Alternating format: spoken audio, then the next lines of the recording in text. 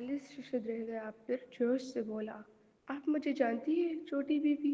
आपको मेरा नाम चार्लिस कैसे पता? हाँ हाँ जानती है। आज मैं वाकई बहुत खुशकिस्मत रहा। बस उलट गई, अंदर सब जख्मी हुए, मगर मुझे खराश तक नहीं आई। लगता है पिछली ज़िंदगी में मैंने दुनिया बचाई होगी। 50 बरस का आदमी ऐसी बातें करे तो परवीन को ये तर्ज गुफ्तगू कुछ अजीब ही लगा। बड़ी उम्र के लोग चाहे इंटरनेट खूब इस्तेमाल करते हो, अमूमन हकीकी ज़िंदगी में यूं नहीं बोलते। वो बनवे सकेड़ते हुए बोली, आप जानते हैं कि मैं कौन हूँ? 40 को ज़रा भी हैरत ना हुई। इससे क्या फ़र्क पड़ता है कि आप कौन हैं? असल बात तो ये है कि आज मैं मौत के मुंह से बचकर आया हूँ। आपको अंदाज़ा है कितना खतरा था? बस के ब्रेक अचानक जवाब दे गए और गाड़ी सीधी सामने वाले पहाड़ की तरफ दौड़ रही थी। मेरे आगे बैठी औरत खौफ से मुसलसल चीखती रही। मुझे भी लगा आप तो गए खाप से, मगर हैरत देखे बस उल्टी सही, मगर मैं बिल्कुल सलामत रहा। परवीन ने उसकी रवादात सुनकर पूछा, आपको कुछ नहीं हुआ कैसे? चार्ल्स ने जवाब दिया, पता नहीं, शायद नसीब अच्छा था। बस उल्टी और कई लोग वही दम तोड़ गए। देखा आपने, जिन्हें अभी अंदर लाया गया है इनमें से चंद एक को तो बचाना भी मुश्किल होगा। आह, जानती है ना? उसके चेहरे पर माजी की झलक सी उभरी। मैं दरअसल कोई नेक आदमी नहीं, बुरा भी नहीं, मगर माजी में कुछ गलत काम किए और कुछ बुरे लोगों को हाथ बटाया। बरसों से खुदा से तौबा करता आ रहा हूँ और देखे इसका असर हुआ। खुदा ने इस बार मुझ पर निगाही करम रखी, इसलिए मैं बच निकला। वो जो बोलता गया इतना ही पुरजोश होता गया। यूँ लग रहा था अभी सारों कतार रो पड़ेगा। घर जाकर मैं और ज़्यादा मजहबी हो जाऊँगा। अपनी सारी रकम चर्च को दे दूँगा। आस-पास किधर से उसे खातिर में ना लाती थी, शायद इसलिए कि उसे परवीन जैसा सुनने वाला मिल गया था। वो हद से ज़्यादा पुरजोश था। परवीन खामोशी से उसे देखती रही। हैरत नहीं कि जवेरिया ने उसे पागल कहा था। ज़हनी हालत में वाकई कोढ़ था, बातों से भी जुनून झलकता था। उसने नज़रें झुकाकर आहिस्ता से पूछा, आपके पास कितने पैसे हैं? आदमी ने यकदम आवाज़ धीरे की, मगर जब्त ना रख सका। धीरे आवाज़ भी ऊंची ही सुनाई दी, मेरे सादा कपड़ों को देखकर धोखा ना खाए। मैं आम आदमी नहीं, मेरे पास बहुत रकम है। मैं पहले एक निहायत बाअसर औरत के लिए काम करता था। 20-25 बरस पहले वो मुझे महाना $15,000 देती थी।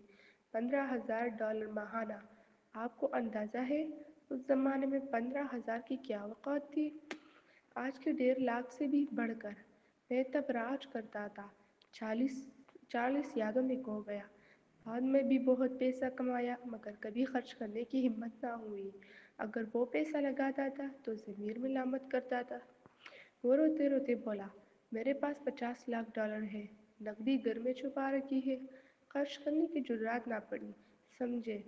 मगर इस हादसे के बाद मेरा दिल खुल गया है। मौत के करीब आदमी को अक्सर सूझ बूझ आ जाती है।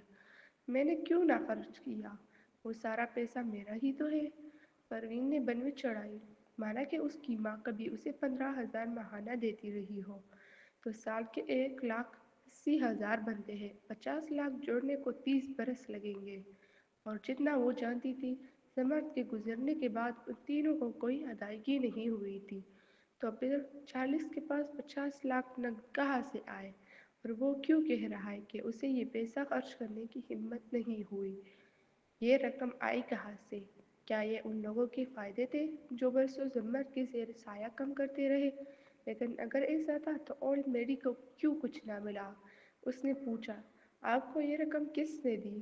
चार्ल्स ने एक नज़र उसे देखकर हंस की सी ली। ये नहीं बता सकता छोटी बीबी, नहीं। इस पैसे के लिए मैंने ज़मीर के खिलाफ काम किया था, इसलिए नहीं बता सकता। आह, ज़मीर के खिलाफ। परवीन की आंखें सिकुड़ गईं। उस लम्हे हादसे के मुतासरीन के लवाहिकीन अस्पताल पहुंचने लगे। कोई ऑपरेटिंग थिएटर की तरफ भागा, कोई उन लाशों के गिर्द जिन्हें मुर्दा करार दिया जा चुका था और बीन करने लगा। एकाएक अस्पताल में फिर अफरा तफरी मच गई। परवीन अभी चार्ल्स से मजीद पूछने ही वाली थी कि एक आवाज़ आई, चार्ल्स तुम ठीक तो हो न? उसने पलट कर देखा, 50 के पेटे का एक मर्द आ रहा था। वो चार्ल्स के सामने आ खड़ा हुआ اور اوپر نیچے دیکھتے ہوئے بولا، تمہارے تمہارے اپنے تو ہے نہیں، اس لیے مجھے فون کر دیا۔ چارلس نے جواب دیا، مجھے کیا ہونا ہے، میں بالکل ٹھیک ہوں۔ بھائی سنو تو صحیح، آج میں کتنا خوش قسمت رہا۔ اور پھر سارا قصہ تفصیل سے سنانے لگا۔ پروین، یہ شخص واقعی اعصابی طور پر غیر متوازن تھا۔ وہ آنکھیں گھماتی ہوئی دونوں کے قریب آئی ہی تھی کہ چارلس کے ساتھی نے جھنجھلا کر کہا، اچھا اچھا سمجھ گیا، جان و موت کا واقعہ تھا، تم بہت خوش قسمت رہے، مگر آج اچانک اتنے باتونی کیوں ہو گئے ہو؟ پروین ٹھٹکی اور دونوں کو غور سے دیکھا۔ چارلس بدستور بے ربطی سے بک بک کیے جا رہا تھا، کیونکہ میں بہت برا نگیختہ ہوں۔ میں سمجھتا تھا ساری عمر بس بوجھ اٹھانے کے کام ہی کروں گا۔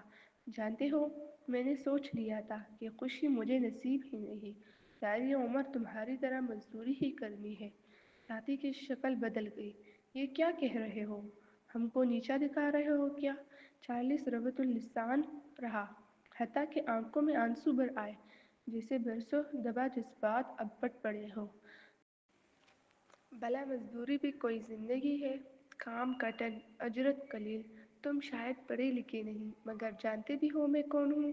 میں ہیملن اسکول آف میڈیسن سے گریجویٹ ہوں۔ Hamlin school of medicine. Parveen کی آنکھیں پتلی ہو گئی۔ ساتھی مگر اس کا نام سے واقف تھا۔ کیا الٹی سیدھا بک رہے ہو؟ ضرور سر پر چوٹ لگی ہے، آج عجیب گت بنا رکھی ہے، باتونی الگ، اوپر سے میڈیکل اسکول۔ اگر واقعی ہائی ایچیور ہوتے تو ہمارے ساتھ مزدوری کرتے؟ چارلس نے لاپرواہی سے ہاتھ ہلایا۔ ہاں ہاں، میں تم لوگوں سے مختلف ہوں، دیکھو نا، خدا ابھی بھی میرا خیال رکھ رہا ہے۔ ایسا حادثہ ہوا اور مجھے خراش تک نہ آئی۔ گفتگو سنتے سنتے پروین کا دل ڈوبنے لگا۔ وہ تیزی سے آگے بڑھی اور یکایک بولی، معاف کیجیے گا، یہ عام طور پر بہت کم بولتے ہیں نا؟ چارلس کے ساتھی نے سر ہلایا۔ ہاں، ریمزی بہت چپ رہتا ہے، آج کا جوش انہونی بات ہے، ضرور سر چکرا گیا ہے۔ یہ سنتے ہی پروین نے چارلس کا ہاتھ پکڑ لیا اور برابر کھڑے ڈاکٹر سے پکار کر کہا، فوراً اس کا سی ٹی اسکین کروائے۔ ڈاکٹر چونکا، کیا؟ وہ غور سے چارلس کو دیکھنے لگا، مگر یہ تو زخمی لگتا ہی نہیں۔ چارلس بھی بولا، میں زخمی نہیں ہوں، مجھے سی ٹی نہیں کرانا، آپ ڈاکٹر ہیں، میرا پیسہ ہتھیانا چاہتی ہے نا؟ پروین سنجیدگی سے سخت لہجے میں کہا، آپ میڈیکل اسکول سے پڑھے ہیں نا؟ تو بتائیں، انٹراسیریبل ہیمریج کی علامت کیا ہوتی ہے؟ دماغی خون ریزی۔ چارلس نے بے اختیار کہا، ایڈرینالین حد سے زیادہ خارج ہوتا ہے، مریض غیر معمولی طور پر جوشیلا ہو جاتا ہے، پھر ناک، کان، آنکھوں سمیت 7 سوراخوں سے خون آنے لگتا ہے۔ یہ کہتے ہی اسے کچھ سوجا۔ پروین کا چہرہ اور کڑا ہو گیا۔ جی ہاں، اگر شخصیت میں یہ اچانک بڑا بدلاؤ آ گیا ہے تو دماغ کے اندر خون رس رہا ہے۔ اندرونی خون ریزی خطرناک مرحلہ ہوتا ہے، رگیں بند ہو سکتی ہے، جماؤ بن سکتا ہے، جب تک ہاتھ آتا ہے دیر ہو چکی ہوتی ہے۔ پروین نے پہل چارلس کی غیر معمولی حالت کو اس لیے نہ پکڑا کہ وہ اسے پاگل سمجھ بیٹھی تھی۔ ریویریا کی باتوں کے مطابق بھی تو یہی تھا، مگر ساتھی کے بیان سے واضح ہو گیا کہ یہ معمول کا مزاج نہیں۔ تبھی وہ چونکی۔ پاس کھڑے ڈاکٹر نے مگر تیوری چڑھائی، آپ کون ہیں؟ کیوں دماغ کا سی ٹی کرائے؟ آپ جانتی نہیں کہ سی ٹی میں ریڈی ایشن ہوتی ہے، تندرست آدمی کو بلا وجہ نہیں کرانی چاہیے۔ پروین فوراً بولی، میں اینٹی ہوں۔ ڈاکٹر ساکت رہ گیا، فوراً سنبھلا، چارلس پر نظر ڈالی، پھر موبائل اٹھا کر اوپر سی ٹی ڈپارٹمنٹ کو کال ملائی اور ہدایت دی کہ مریض کو ترجیحی بنیاد پر لے لیا جائے۔ پروین نے پھر چارلس کی طرف دیکھا۔ چارلس ہکا بکا تھا، اس نے سر تھاما، اسی دم اس سے ناک سے کچھ گرم گرم بہتا محسوس ہوا۔ اس نے چھوا، خون تھا۔ اب جا کر اسے بات سمجھ آئی، آنکھیں پھیل گئی، وہ ہکلاتے ہوئے بولا، سمجھ گیا، وہ لوگ ہیں، وہ مجھے چپ کرانے آئے ہیں۔ پروین نے اس کی کلائی مضبوطی سے تھام لی۔ بتائے کون ہے وہ؟ پراسرار تنظیم کا نام سنتے ہی آخرکار چارلس کی توجہ مرکوز ہوئی۔ ابھی تک تو وہ پروین کو پکڑتے ہی بے تحاشا بولنے لگا تھا، اسے دیکھنے کی بھی فرصت نہ ملی تھی۔ اب اسی پل اس نے پروین کا چہرہ صاف دیکھا، ایک چہرہ زمر جیسے 90% مشابہ۔ وہ چونک پڑا۔ محترمہ زمرد! پروین کی آنکھوں میں تیز چمک آئی۔ میں پروین اسمتھ ہوں۔ پروین اسمتھ؟ نام سنتے ہی چارلس کی پتلیاں سکڑ گئی۔ بے ساختہ بولا، آپ تو بالکل محترمہ زمرد جیسی لگتی ہے، خاص کر اب جب آپ کا وزن کم ہو گیا ہے۔ وزن کم ہونے کے بعد؟ اس کا مطلب چارلس نے اسے چند برس پہلے ضرور دیکھا تھا۔ کیا وہ اس وقت تھا جب وہ حاملہ تھی؟ کیا اس کی ماں نے واقعی اس کی حمل کی ترتیب میں اسے شامل کیا تھا؟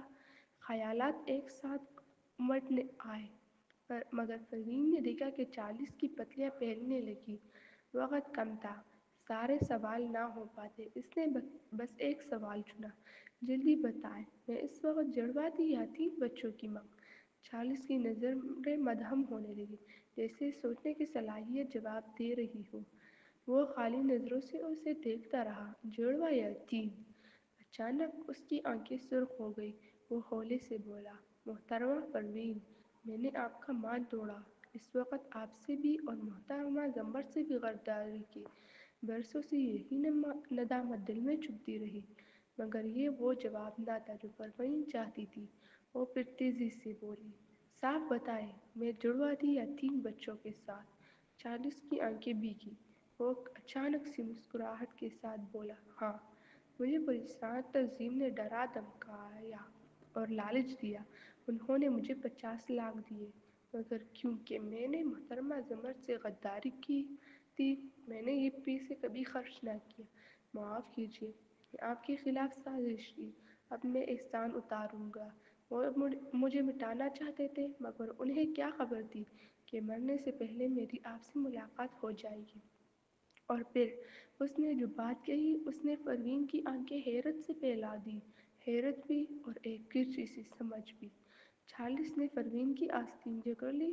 اس کی نگاہوں کے سامنے دنیا گھوم رہی تھی، مگر وہ خود کو سنبھالتا ہوا اس سے سب کچھ بتانے کی کوشش کرنے لگا۔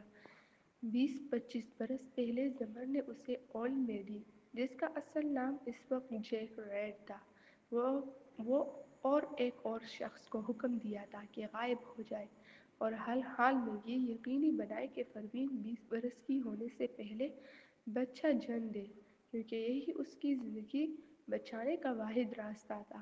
تینوں الگ الگ طرف نکل گئے۔ اولڈ میڈی نے دانستہ طور پر پراسرار تنظیم کی توجہ اپنی جانب کھینچی تاکہ باقی 2 محفوظ رہیں۔ اس کے بعد وہ لاپتہ رہا تو چارلس نے سمجھا شاید وہ مر چکا ہے۔ اولڈ میڈی دراصل اس کا لقب بن گیا تھا۔ اس کے کام کرنے کا انداز حد سے زیادہ غیر روایتی تھا اور زمرد اسی پر سب سے زیادہ بھروسہ کرتی تھی۔ وہ اس کے لیے جان بھی دے سکتا تھا۔ اولڈ میڈی نے دشمن کی گولہ باری اپنے اوپر لی تو چارلس دوسرے ساتھی کے ساتھ بچ نکلا، مگر پراسرار تنظیم نے آ کر اسے بھی ڈھونڈ نکالا۔ چارلس خوفزدہ ہو گیا اور ان کی ہولناک سے واقف تھا۔ انہوں نے اس کے خاندان کو نشانہ بنانے کی دھمکی دی اور آخرکار وہ جھک گیا۔ زمر کا منصوبہ افشا کر دیا۔ اس کے بدلے تنظیم نے اسے $50 لاکھ دیے اور ایک ہی کام سونپا، پروین کے حمل میں چھیڑ چھاڑ کرو تاکہ وہ زیادہ سے زیادہ بچے جنیں۔ کام نکل گیا تو ان کے نزدیک چارلس بیکار ہو گیا اور اس کے پیچھے پڑ گئے۔ بھاگتے بھاگتے اس کی ملاقات جویلیا چھلبلانی سے ہوئی۔ اس نے جان بچائی تو شکراً اس نے اسے ایک معجزاتی نسخہ دے دیا، ایسا کورس جو عورت کو کوسم اولاد، ٹرپلٹس دینے میں مدد کرے۔ لیکن چونکہ وہ دشمن کی نیت سمجھ گیا تھا، وہ ہرگز نہ چاہتا تھا کہ پروین ان کی جال میں پھنسے۔ اسی سوچ کے ساتھ چارلس مسکرایا، پروین کی طرف دیکھا اور یقین سے کہا، آپ نے جڑواں ٹوئنس کو جنم دیا تھا، ٹرپلٹس کو نہیں۔ یہ کہہ کر اس کی بینائی بجھ گئی اور وہ بے ہوش ہو کر گر پڑا۔ ہوش کھونے کے آخری پل میں اس کے ذہن میں ایک ہی خیال گونجا، محترمہ پروین کو صرف اور صرف جڑواں ہی ہونے چاہیے تھے۔ ایک اضافی بچہ اس کے لیے تباہی ثابت ہوتا۔ ट्रिपलेट्स तो साफ दुश्मन का बचाया हुआ जाल था। वो कैसे होने देगा कि तंजीम कामयाब हो। ये कहकर जैसे उसने अपनी जिम्मेदारी पूरी कर दी, उसने आंखें बंद की और आखिरी अल्फाज अदा किए। मोहतरमा परवीन, मुझे बचाने की ज़रूरत नहीं। शायद यही उसकी कहानी ख़त्म हो जाती। माजी में उसने ख़ानदान के खौफ से ज़मर से गद्दारी की थी, मगर बाद में उसका अपना घराना ऐसी बीमारी में चला गया जिसका इलाज ना था। वो जानता था ज़मर की महारत उस दूर दूर की महारत थी। अगर वो जिंदा होती तो शायद उन्हें बचा सकती। ये तकदीर थी। वो अपनी जान देकर ही सही ज़मर का कर्ज उतार सकता था। जुड़वा ट्रिपलेट्स नहीं, परवीन साकत रह गई। यकीन न आया। डीएनए में जेंडर की उससे एक 80% ममालिकत देखकर वो तकरीबन मुतमईन हो चुकी थी कि वो उन्हीं का बच्चा है। अजनबी शख्स में ऐसी ममालिकत नहीं आती, इसलिए उसने सालिस से कहा कि 90% इम्कान है कि वो उनका बेटा है। साफ बात। वो दिल ही दिल में ट्रिपलेट्स की तरफ झुक गई। और अब चार्ल्स कह रहा था कि ट्रिपलेट्स थे ही नहीं। ये कैसे? क्यों? साथ ही एक अनोखी सी तसल्ली भर भी दर आई। आखिर ट्रिपलेट्स महज उस और सालिस के अंदाजे थे। जेंडर के लिए बेहतरीन मुमकिन अंजाम। दोनों में से कोई नहीं चाहता था कि दूसरे पर किसी और के बच्चे का बोझ आ जाए। और अब जवाब मिल गया। फिर ये बेचैनी क्यों? परवीन ने सर झुकाकर उस शख्स को देखा। अजीब बात थी, वो उस जवाब से खुश नहीं थी। और वो देखती रही। डॉक्टर दौड़ते आए। सबने चार्ल्स को घेर लिया। उसकी नाक, आंखों, कानों और मुंह से खून पट निकला। अंदरूनी खून रेजी और वो भी अचानक बिगड़ती हालत। बचाना बेहद मुश्किल होता है। चार्ल्स खुद भी जानता था, लेकिन परवीन एक कदम आगे बढ़ी और स्ट्रेचर के साथ ओटी में दाखिल हो गई। रास्ते में उसने चार्ल्स पर नज़रें गाड़ दी और उसे मरने नहीं देगी, क्योंकि वो उस जवाब से मुतमईन नहीं थी। अगला दिन जब तक कि मानदा परवीन ओटी से निकली तो बाहर ओल्ड मेरी दरवाजे को तक रहा था। दरवाज़ा खुला तो वो हड़बड़ा कर खड़ा हुआ। अस्पताल के लिबास में बुजुर्ग ने घबरा कर पूछा, मोहतरमा परवीन, अभी पता चला कि चार्ल्स का एक्सीडेंट हुआ। वो कैसा है? परवीन ने कंपटी दबाई, जमाही ली और कहा, बच गया है। और मेरी ने सुकून का सांस लिया, मगर फौरन ही घबराहट से पूछा, तो फिर आपने पूछा, आपने जुड़वा हुए थे या ट्रिपलेट्स? हाँ, पूछा था। फिर आपने? और मेरी की आंखों में लर्जिश थी। परवीन ने पल भर खामोशी के बाद सुस्त लहजे में कहा, कहता है जुड़वा थे। बहुत अच्छा।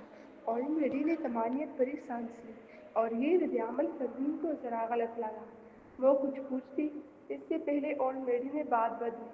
सच कहूँ तो आपको चार्ल्स को नहीं बचाना चाहिए था। अभी मुझे मालूम हुआ है उसने इस वक्त पर मोहतरमा ज़मर से दगा की थी। ऐसे आदमी को बचाकर क्या मिलेगा? ये कहकर वो सवालों से बचता हुआ पलटा। मैं अभी नया ठीक हुआ हूँ, जाकर लेटता हूँ। परवीन ने उसकी पुश्त को घूरा। कुछ तो है जिसे ओल्ड मेडी और चार्ल्स मिलकर छुपा रहे हैं, और वो बात जुड़वा या ट्रिपलेट से जुड़ी हुई है, क्योंकि लग रहा था कि ओल्ड मेडी वाकई चाहता है कि वो कभी ट्रिपलेट्स ना कहे। वो सोच में पड़ गई। इसी दम लीला बाहर आ गई। ओटी में वो परवीन की असिस्टेंट थी, घर की कहानियों से भी वाकिफ। बोली, बॉस, डीएनए रिस्टोरेशन वाला काम जारी रखूं? परवीन देर तक खामोश रही, फिर कहा, हाँ, जारी रखो। वो जानती थी चार्ल्स और ओल्ड लेडी दोनों उसकी खैर चाहते हैं, इसीलिए कुछ बातें छुपा लेते हैं। मगर अब वो पुराना बच्चा नहीं रही जिसे दूसरों के सहारे की ज़रूरत हो। वो बड़ी हो चुकी, काफ़ी ताकतवर, सब संभाल सकती है।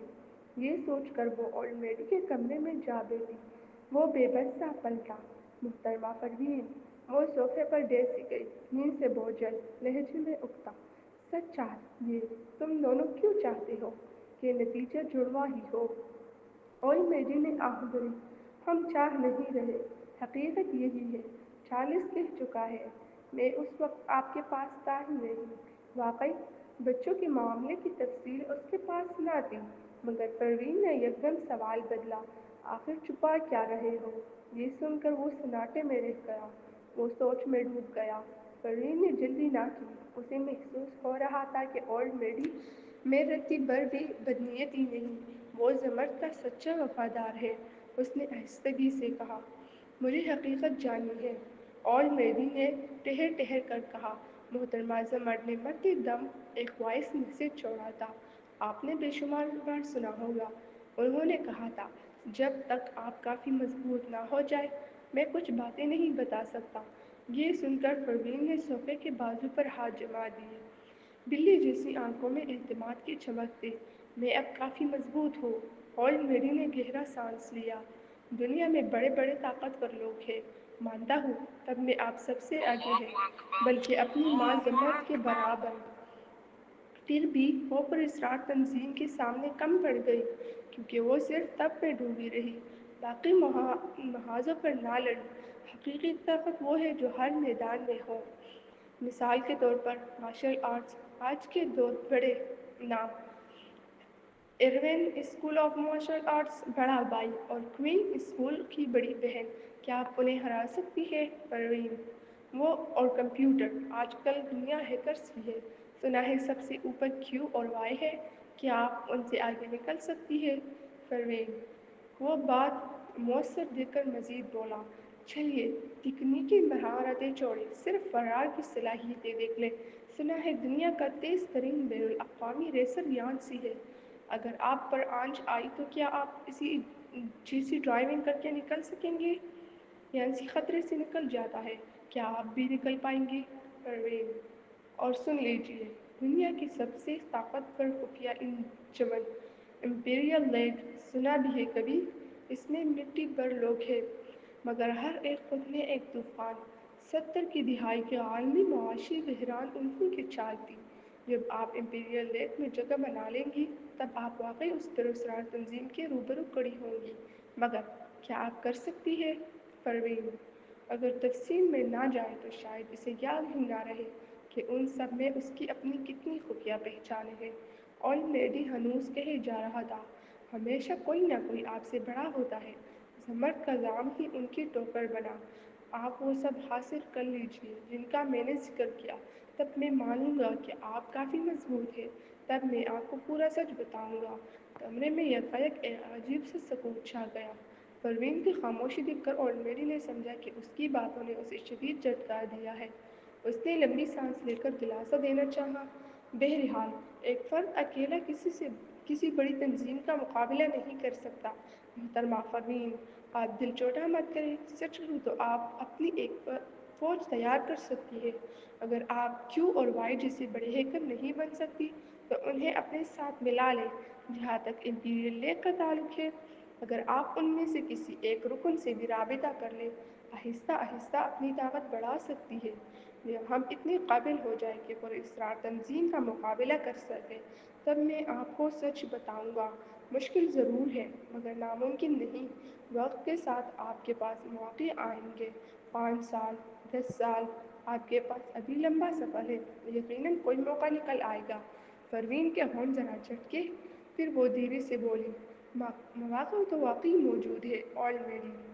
وہ ہکا بکا رہ گیا، پھر پروین کی آواز سنی، ہیکنگ کی مہارت میری تقریباً وائی کے برابر ہونی چاہیے، کیونکہ میں ہی کیوں ہوں۔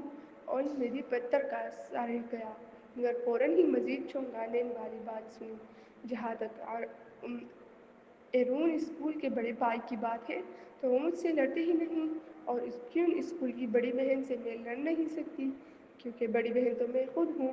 ہاں، میں روز اپنی ہی حد سے آگے بڑھنے کی کوشش کرتی ہوں آلریڈی۔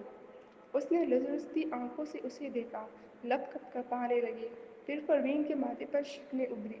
جہاں تک تم نے فرار کی بات کی تھی تو وہ تو کبھی درکار ہی نہیں پڑی، میں نے کبھی کوئی لڑائی ہاری نہیں، اور میری گاڑی کی رفتار بھاگنے نہیں بلکہ مجرموں کو پکڑنے کے لیے استعمال ہوئی ہے آلریڈی۔ اس بار تو پروین نے نام لیے بغیر ہی سارا پیٹ کھول دیا۔ وہ لرزتی آواز میں بولا، آپ یانسی بھی ہیں؟ ہاں، پروین کو ماننا پڑا۔ اپنی ساری خفیہ پہچانیں ظاہر کرنا کچھ عجیب لگ رہا تھا۔ اسے لگا کہ بہتر یہی ہے کہ وہ اشارے کرے اور باقی خود ہی سمجھ جائے۔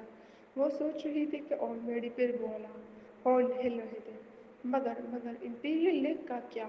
پروین نے لاپرواہی سے کہا، اوہ، اس کا باس کنگ ہے، یہ حصہ واقعی کچھ مشکل ہے۔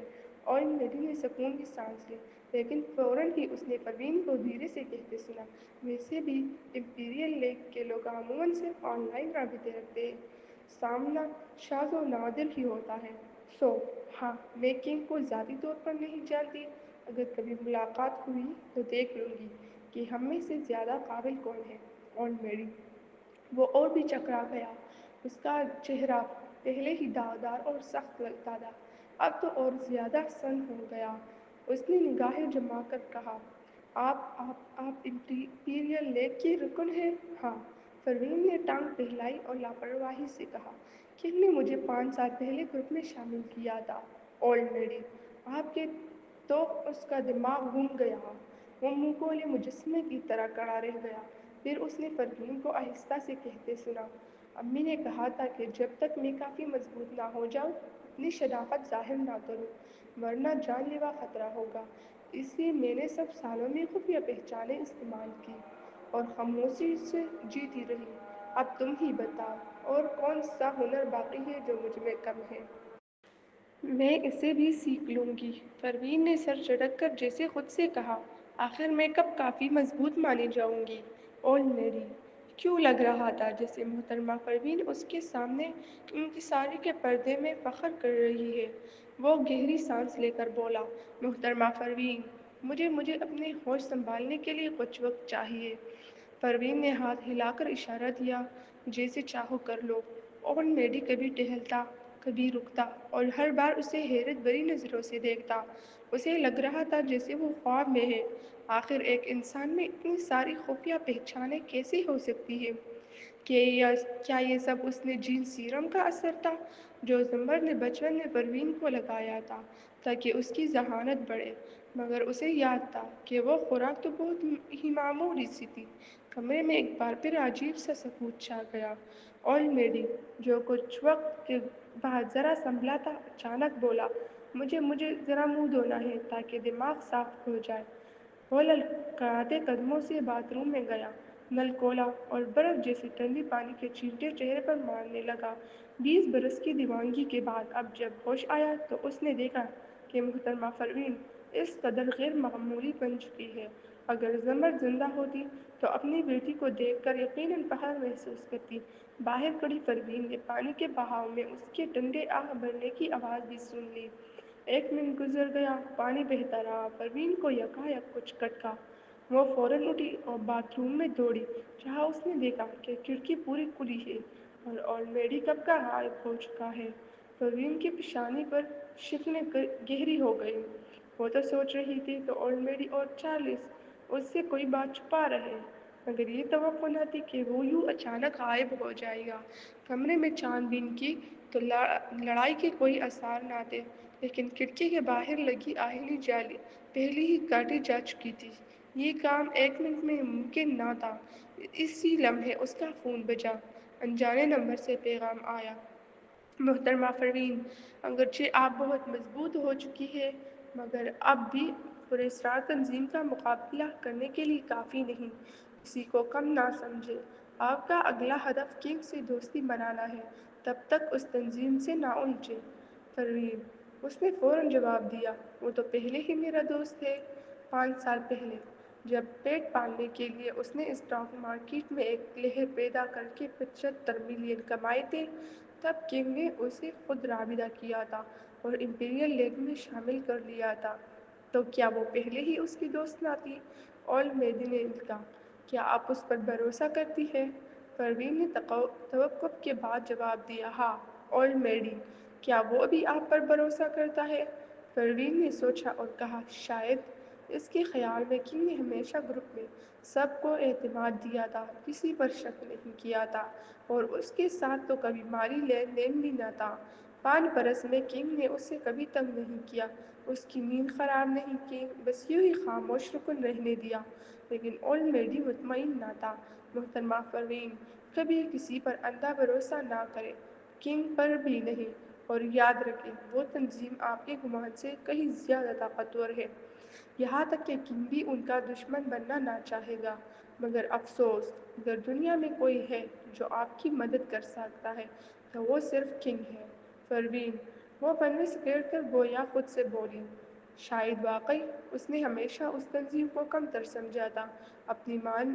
اپنی ماں نے بھی تو اس لیے نیو یارک چھوڑ دیا تھا تاکہ احسان کو نہ گھسیٹے، کیونکہ وہ تنظیم بہت زیادہ طاقتور تھی۔ فرین نے پھر پیغام لکھا، تو میں کنگ کو اپنی مدد پر کیسے آمادہ کروں؟ جواب آیا، کنگ کبھی مدد نہیں کرے گا جب تک وہ بچوں کا باپ نہ ہو، تبھی اس کا موقف تمہارے ساتھ ایک ہو سکتا ہے۔ میری بات مانو، انتقام کے پیچھے مت جانا، بچوں اور مہدی کے ساتھ سکون سے امریکہ میں زندگی گزارو۔ زمر نے کبھی نہیں چاہا کہ تم اس کے لیے بدلہ لو۔ مجھے تلاش مت کرنا، جب وقت آئے گا تو میں خود ظاہر ہو جاؤں گا۔ اگر کبھی مدد چاہیے ہو تو اخبار میں اشتہار دینا۔ پروین نے تیزی سے لکھا، تم میری طرف سے کیا کرنے والے ہو؟ لیکن اس کے بعد کوئی جواب نہ آیا۔ فون بند ہو چکا تھا۔ ٹریکنگ کرنے پر معلوم ہوا کہ نمبر کے سگنل سیور کے ساتھ بہہ رہے ہیں، مطلب سم کارڈ اٹھا کر نالی میں پھینک دیا گیا تھا۔ واقعی اولڈ میڈی اپنے بچاؤ میں ماہر تھا۔ 5 منٹ بعد سوہا ریکارڈنگز لے آئی۔ یہ مہدی کارپوریشن کا نجی اسپتال تھا۔ یہاں وہ بالکل اپنے گھر کی طرح آزاد تھی۔ پروین نے کیمرے کی ریکارڈنگ میں دیکھا کہ اولڈ میڈی ہر روز باتھ روم جاتے وقت ایک چھوٹی چھری ساتھ لے جاتا اور جالی کو آہستہ آہستہ کاٹتا رہتا تاکہ جب چاہے آسانی سے نکل سکے۔ یہ سب اس نے دشمن کے خوف سے کیا تھا، یعنی وہی پراسرار تنظیم۔ پروین کے دل پر پہلی بار بوجھ اترا، شاید واقعی اس نے انہیں ہمیشہ ہلکا لیا تھا۔ فون بجا، مہدی کی باری آواز آئی۔ اولڈ میڈی بھاگ گیا؟ ہاں۔ پروین کے لہجے میں جھنجھلاہٹ اور بے بسی تھی۔